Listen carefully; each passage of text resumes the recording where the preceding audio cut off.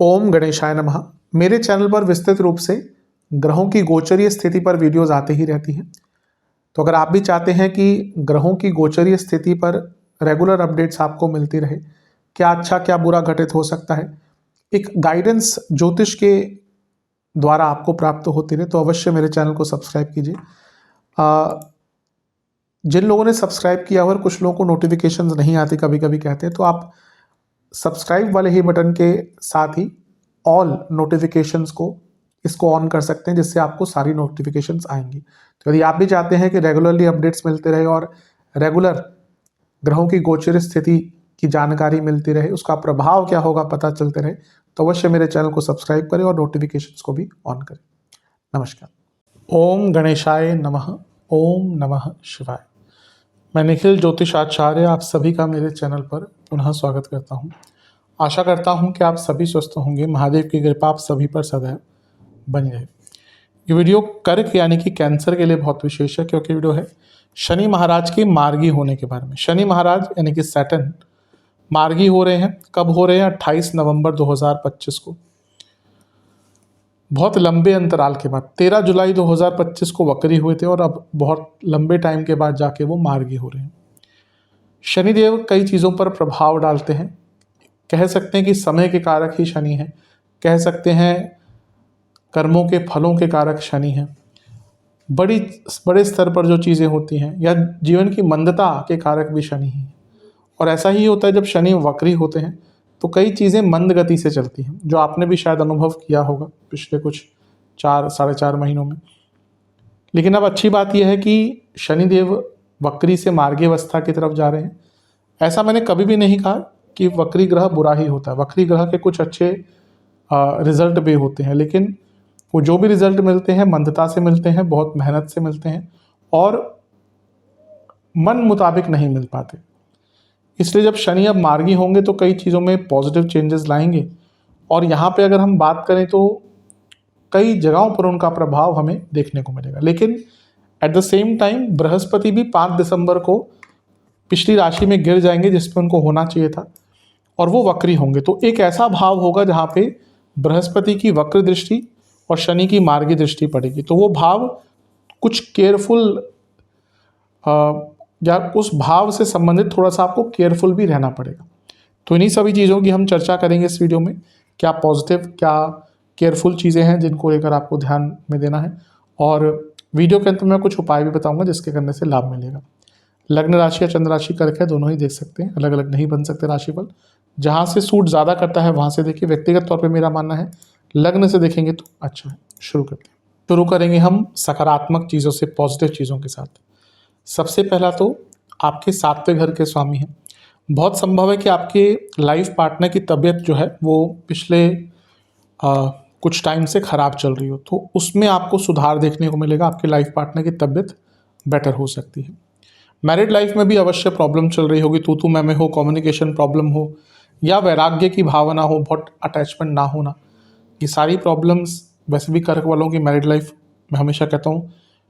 बाकी अगर हम केवल एक बहुत नॉर्मल एस्पेक्ट में बोले तो थोड़ी प्रॉब्लम्स होती है उनकी मैरिड लाइफ में। एक डिटैचमेंट बहुत जल्दी स्टार्ट हो जाता है, यहाँ पे वो थोड़ा सा कम होगा। और सबसे बड़ी बात है 7वां भाव जीवन का बैलेंस है, तो जब वो वक्री होते हैं तो बैलेंस बिगड़ता है। आपने देखा होगा पिछले 4-4.5 महीने में जीवन का बैलेंस अस्त व्यस्त हो गया होगा, तो उसको ठीक करने में शनि महाराज आपकी हेल्प करेंगे। एक खुलापन आ जाएगा। आपने अपने आप को ना बहुत बंधा हुआ महसूस किया होगा पिछले 4-4.5 महीने में, तो एक खुलापन आएगा और आगे बढ़ने के मौके मिलेंगे। सप्तमेश नवम भाव में है और मार्गी हो गए, आपके पति या पत्नी को कुछ लाभ मिल सकता है। और अगर आप बिजनेस करते हैं तो उसमें भी आपको लाभ मिल सकता है। आपका कोई प्रमोशन अगर रुका हुआ था, क्योंकि सप्तमेश की हम बात कर रहे हैं, तो प्रमोशन भी यहाँ पर आपको प्राप्त हो सकता है। और धीरे धीरे करके, जैसे मैंने कहा, मैरिड लाइफ में भी अगर प्रॉब्लम आ रही थी कम्युनिकेशन की, तो वो भी ठीक हो सकती है। और टाइम मैनेजमेंट भी आपका थोड़ा बेटर हो जाएगा। हो सकता है आप में से कई लोग टाइम को मैनेज नहीं कर पा रहे हो, तो वो चीज़ें यहाँ पे दूर हो पाएंगी। अगला पॉइंट, शनि आपके अष्टमेश भी हैं, तो जब वो मार्गी होंगे तो सबसे पहली चीज़ तो स्टेबिलिटी आना शुरू होगी। जैसा मैंने अभी थोड़ी देर पहले भी कहा, बैलेंस बिगड़ा। अष्टम भाव का स्वामी वक्री होना यानी कि जीवन का स्टेबिलिटी, जीवन की स्टेबिलिटी एकदम खत्म हो जाना, तो वो प्रॉब्लम दूर होगी। कई हेल्थ कंसर्न्स आपको आए होंगे, कुछ सिम्टम्स आना शुरू हुए होंगे, तो वो प्रॉब्लम्स को का डायग्नोसिस, उनका ट्रीटमेंट, उसका आपको टाइम मिलेगा। और पुनः अष्टम भाव अगर का स्वामी वक्री होता है तो टाइम मैनेज होता ही नहीं है, आप बस भाग ही रहे होते हैं पीछे के किसी के, दौड़ा दौड़ा भागा भागा सा एक सॉन्ग आया था, दौड़ा दौड़ा भागा भागा सा, वैसा ही आपका चल रहा होगा कि आप चीज़ों के पीछे भाग ही रहे होंगे। एक ख़त्म हुआ किसी भी तरीके से, फिर कुछ नया काम स्टार्ट हो गया और आप उसको मैनेज नहीं कर पा रहे होंगे, तो टाइम मैनेजमेंट आना शुरू होगा। पंचम से पंचम में शनि मार्गी हो रहे हैं, जब वक्री हुए थे तो आपके आइडियाज़ भी कम आना शुरू हो गए, मतलब कि आपके ना एक कभी कभी माइंड ब्लॉक सा आ जाता है, वो प्रॉब्लम आई होगी और वो भी अब प्रॉब्लम दूर होगी। और कोई आपके जो प्लान्स रुके हुए थे, आप जो प्लान्स कर रहे थे उनको इम्प्लीमेंट करने का भी आपको यहाँ पे मौका मिल सकता है। अगर बिजनेस में कोई पैसा रुका हुआ था वो पैसा भी आपका, या अदरवाइज भी कोई पैसा रुका हुआ था वो पैसा भी आपका यहाँ पे आ सकता है, तो ये बहुत अच्छी चीज़ है। आइडियाज़, फोकस, हेल्थ, हर चीज़ में इम्प्रूवमेंट देखने को मिलेगी।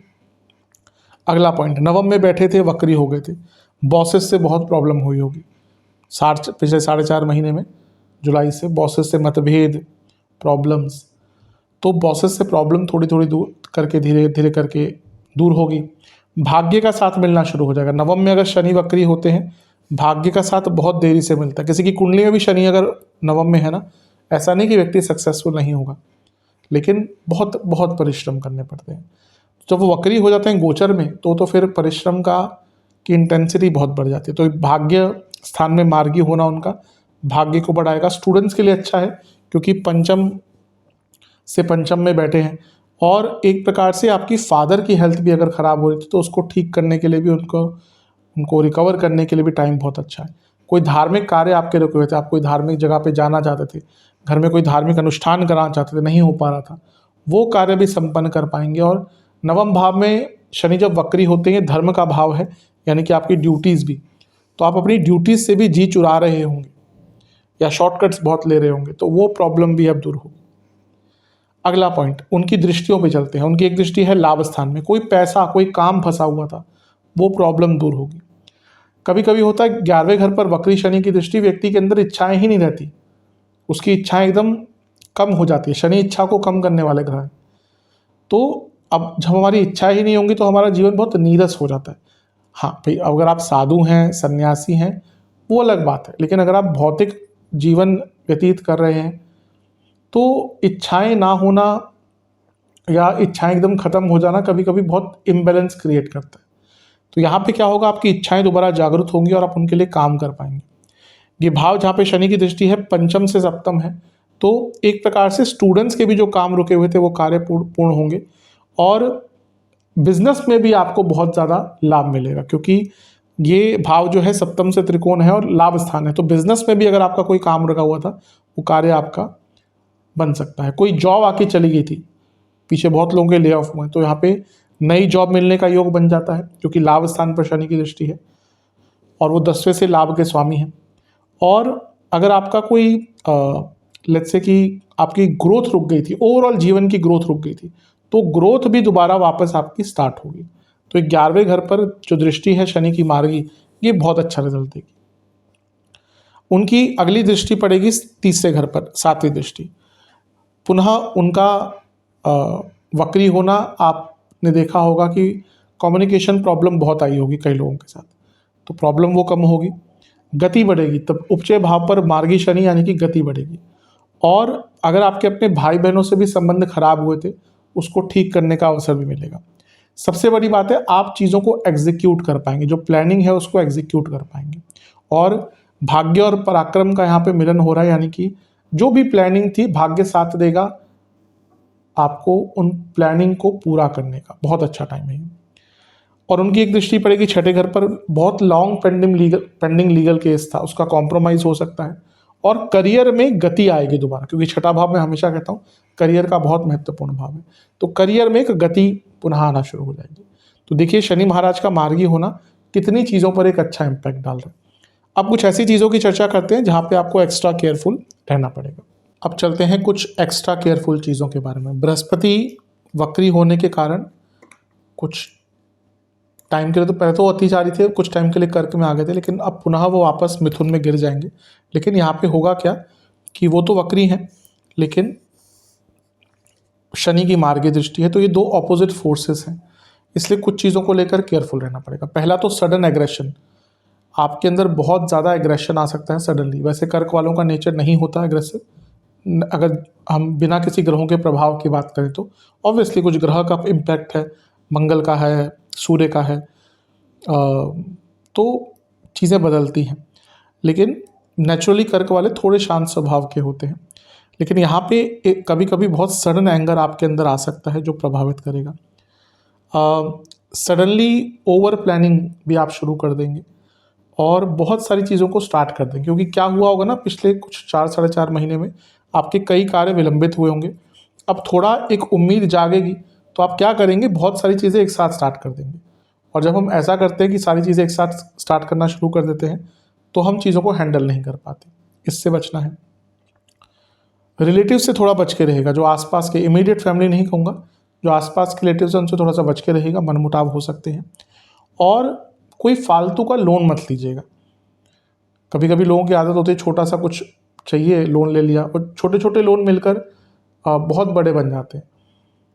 आज की डेट में कई लोग ऐसे हैं कि उनकी सैलरी ठीक ठाक है, लेकिन ईएमआईज इतनी है, हर चीज़ ईएमआई पे चल रही है। तो यहाँ पे कोई फालतू का और लोन मत ले लीजिएगा, और किसी को कोई उधार भी मत दीजिएगा, क्योंकि यहाँ पे अगर आपने उधार दिया तो वापस आने के चांसेस बहुत कम हैं। तो इन सब चीज़ों पर थोड़ा सा ध्यान देंगे तो आपके लिए अच्छा रहेगा। उपाय की बात कर लेते हैं। एक पात्र में दूध, गंगा जल, काले तिल, जौ के दाने मिलाकर शिवलिंग का अभिषेक करें। एक घी का, एक सरसों के तेल का दिया अर्पण करें। घर में बने मिष्ठान का भोग लगाएं महादेव को। फिर वहीं पर बैठकर ओम कपर्दिने नमः और ओम सौम्याय नमः, इन दोनों ही मंत्रों का 108 बार जाप करें। उपाय कर लेंगे तो अवश्य बहुत लाभ मिलेगा। आशा करता हूँ वीडियो काम आएगा। चैनल पे नए हैं सब्सक्राइब कीजिए, वीडियो को लाइक कीजिए। मिलता हूँ आप सभी से मैं अगली वीडियो में, तब तक के लिए ओम नमः शिवाय।